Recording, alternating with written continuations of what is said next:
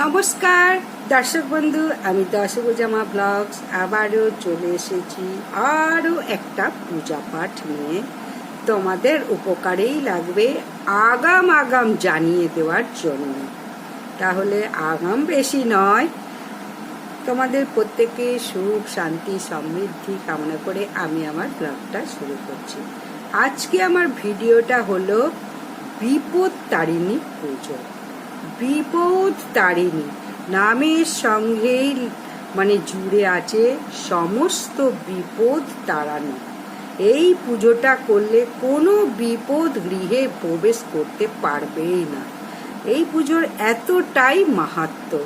তাই আগামীকাল মঙ্গলবার এই রথযাত্রা সোজা রথের দিন থেকে উল্টো রথ, এর মধ্যে যে শনি এবং মঙ্গলবার দুটো দিন পরে, এই দুটো দিনে বিপত্তারিণী ব্রত করতে হয়।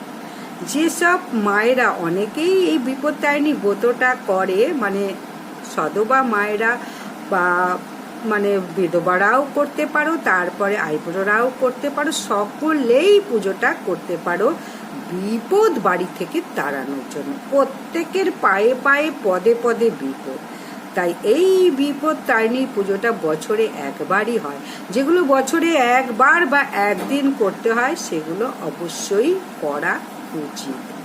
এইগুলো করলে খুব মঙ্গল হয়। যেমন কৌশিকী অমাবস্যা, বিপদ তারিণী, তারপরে ওই যে হিরণ্যকশিপুর পুজো, এগুলো সব একবারই হয় বছরে। এগুলো অবশ্যই করা উচিত, আমি এটাই বলবো।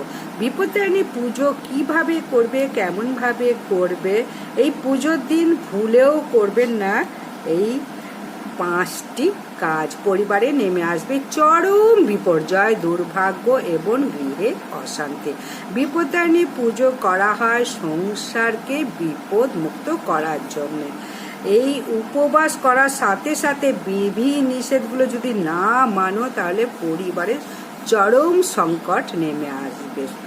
এই বিপত্তারিণী পুজো 5টি কাজ কখনো করো না।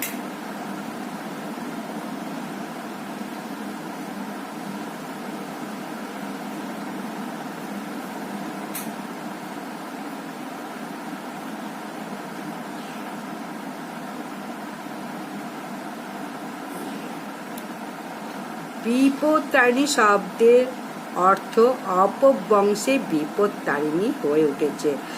আষাঢ় মাসের শুক্লা দশমী বা রথের পুনঃযাত্রা এবং শেষ বললাম, এই সময়ের মধ্যে বিপত্তারিণী অর্থাৎ দেবী দুর্গার আর এক রূপ। দুর্গার মতোই তিনি সিংহবাহিনী, কোথাও রক্তবর্ণা, কোথাও মা কালীর মতো কৃষ্ণবর্ণা, 4টি হাতে খড়গ, ত্রিশূল ও বরাহ মুদ্রা রয়েছে। অনেকেই মা বিপত্তারিণী এক লৌকিক দেবী। হিন্দু ধর্মে বিপত্তারিণী গুরুত্ব অপরিসীম। মানুষের বিশ্বাস ভক্তি ভরেই পুজো করলে যে কোনো বিপদ থেকে রক্ষা পাওয়া সম্ভব। বিশেষ করে হিন্দু রমণীরা এই রথের মধ্যে যে মঙ্গলবার শনিবার হয়, উপবাস করে মনস্কামনা করে হাতে লাল সুতোর ধাগা ধারণ করতে হয়।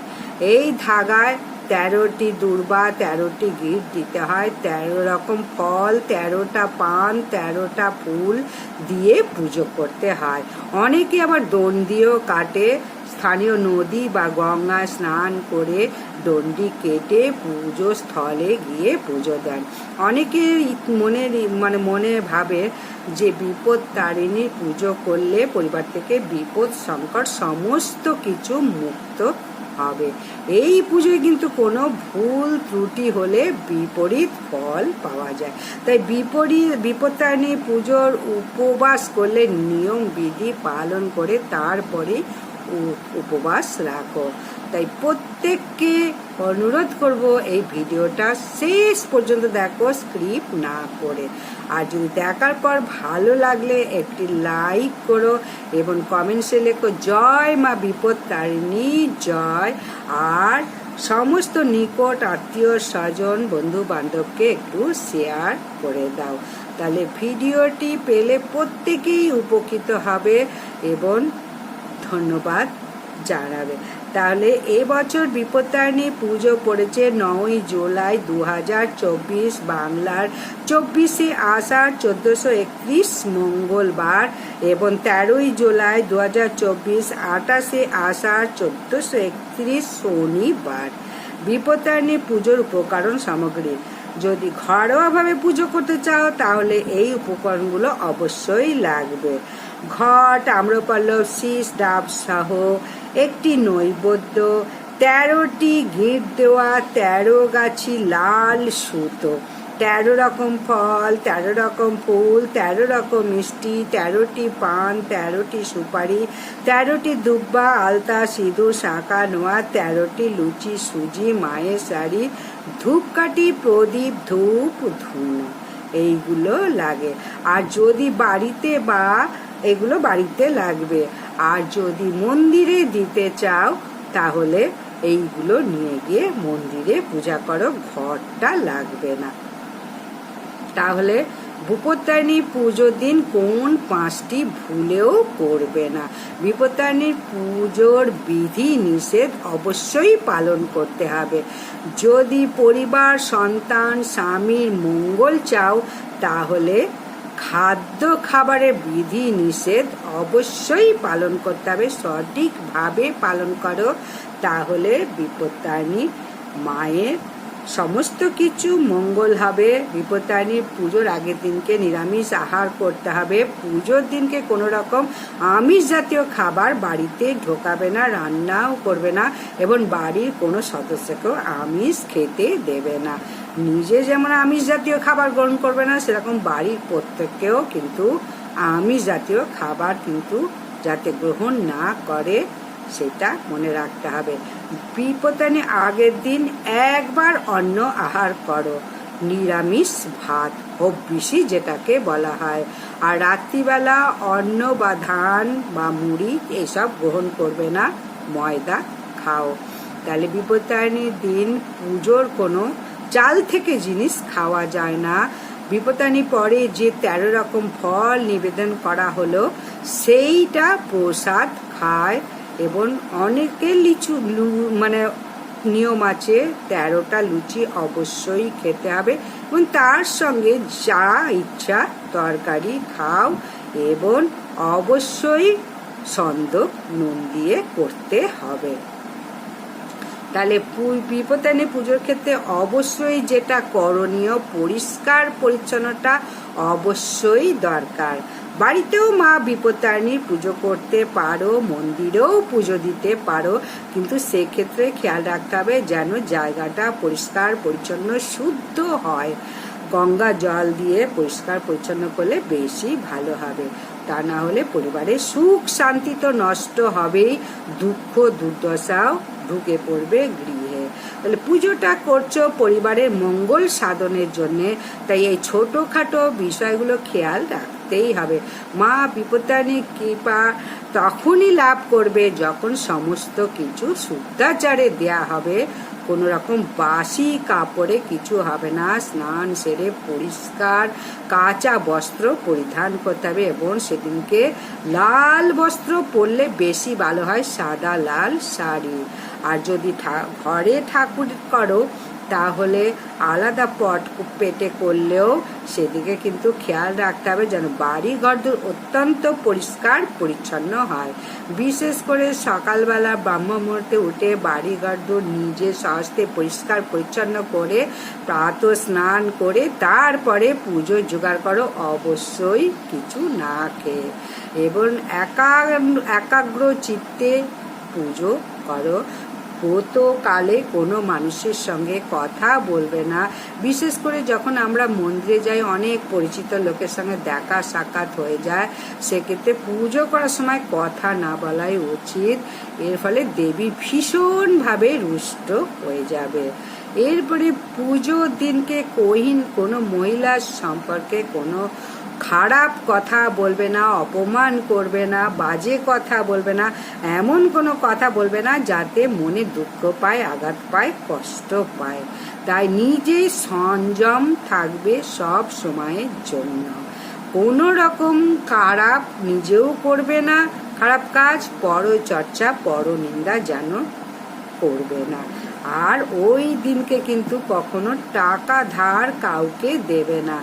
এই দিনকে কাউকে যদি ঋণ দাও তাহলে সেটা ফেরত পাওয়া যায় না, এটাই মনে করা হয়। তাই ধার বাকি দেবেও না, ধার বাকি নেবেও না। এই পুজোর দিনকে বাড়ি থেকে আবার চিনি দিতে নেই, তাহলে সংসারে অশান্তি, অর্থভাব এইসব আবার দেখা দিতে পারে। বিপত্তারিণীর দিন সধবা মহিলাদের সাজ শৃঙ্গার করে তবেই পুজো করা উচিত। আলতা, সিঁদুর, পলা, লাল শাড়ি এইসব জিনিসগুলো পরলে মা বিপত্তারিণী অধিক প্রসন্ন হন এবং পরিবারকে বিপদ মুক্ত করে। তাহলে শুদ্ধ দেহে শুদ্ধ মনে সাজ শৃঙ্গার করতে একদম ভুলবে না। দুর্গা পুজোর দশমীর দিন যেমন সিঁদুর খেলা হয়ে থাকে, বিপত্তারিণী পুজোর দিনকেও সধবা মহিলারা সিঁদুর খেলা খেলে থাকে এবং এটি অত্যন্ত শুভ বলে মনে করা হয়। তাই বিপত্তারিণী পুজো পালন করো সংসারের মঙ্গলের জন্য, কিন্তু সঠিক নিয়ম বিধি জেনে এবং মেনে তারপরে বিপত্তারিণী পুজো পালন করো। এরপরে এর ফলে পরিবারের মঙ্গল হবে। আর বিপত্তারিণী পুজো দিয়ে আসার পর ওই সুতোটা আগের বছর তো করেছো, সেটা বাঁ হাতে পড়া আছে, স্নানের সময় ওই সুতোটাকে গঙ্গার জলে বা কোনো নদীর জলে দিয়ে দাও এবং পুজো দিয়ে যে ডুরিটা বাঁধলে ওই 13টা গিট দিয়ে 13টা দুবা দিয়ে সেটা পুরোহিতের কাছ থেকে ডান হাতে বেঁধে নিয়ে এসো। ডান হাতে ওই 3 দিন দূর্বা সহ লাল সুতোটা থাকবে। তারপরে 3 দিনের পর আবার বাঁ হাতে বাঁধো। এবং এর একটা বিশেষ নিয়ম বা ক্রিয়া আছে, যখন সিঁদুর পরবে যাই পরো না কেন এই বিপত্তারিণীর ধাগাটা সব সময় মা বিপত্তারিণীর সমস্ত বিপদ থেকে উদ্ধার করো। এই রকম বিপত্তারিণীর ধাগা দেখো বাঁ হাতে আছে, এটাকে খুলে জলে ফেলে দেবে। বিপত্তারিণী যেদিন পূজা করবে বা উপোস করবে ওই দিনকে জলে প্রবাহমান জলে ফেলে দেবে। তারপরে ডান হাতে ঠাকুর মশাইয়ের কাছে ওই ধাগাটা কিন্তু পরে আসবে এবং তার সঙ্গে কিন্তু দক্ষিণাও দেবে যখন হাতে ধাগাটা পরিয়ে দেবে। এবং বাড়ির প্রত্যেকের একটা করে এরকম ধাগা করো, কপালে প্রত্যেকের ছোঁয়া ছুঁয়ে ধাগা করো, করে হাতে বেঁধে দাও। সে যেখানে খুশি ডানাতেও বাঁধতে পারো, বাঁ হাতেও বাঁধতে পারো, এখানেও বাঁধতে পারো, অনেকে এখানেও বাঁধে। দেখো সমস্ত বিপদ মুক্ত করবে। বাড়ির বাইরে যখনই যাবে ওই সুতোটা মাথায় বা কপালে ঠেকিয়ে তারপরে বাড়ির বাইরে বেরো এবং স্নান করে প্রতিদিন অবশ্যই ওই সুতোটা কপালে ঠেকাবে। ভীষণ জাগ্রত দেবতা মা বিপত্তারিণী। এই বিপত্তারিণী পুজোটা আর কিছু করো না, কারণ বিপত্তারিণীটা অবশ্যই করো এবং পুজো দিয়ে আসার পরে বিপত্তারিণী ব্রত কথাটা সর্বশেষ কিন্তু পড়বেই পড়বে। বাড়িতে যদি পুজো নাও করো মন্দিরে গিয়ে ধূপ প্রদীপ, শুদ্ধ প্রদীপ ঘি দিয়ে একটু জ্বালিয়ে দিয়ে এসো মন্দিরে। দেখো সংসারের মঙ্গল হবে আর কোনো রকম বিপদ তোমাদের ছুঁতে পারবে না যদি নিষ্ঠা এবং নিয়ম মেনে। তাহলে অনেক কথা বলে দিলাম, হয়তো সবার সময় থাকবে না, এখানেই শেষ করছি। আবার পরের ভিডিও নিয়ে আসছি বিপত্তারিণী সম্বন্ধেই। আশা করছি প্রত্যেকে ভালো লেগেছে। যদি ভালো লাগে অবশ্যই সাবস্ক্রাইব করে দাও, শেয়ার এবং লাইক করো।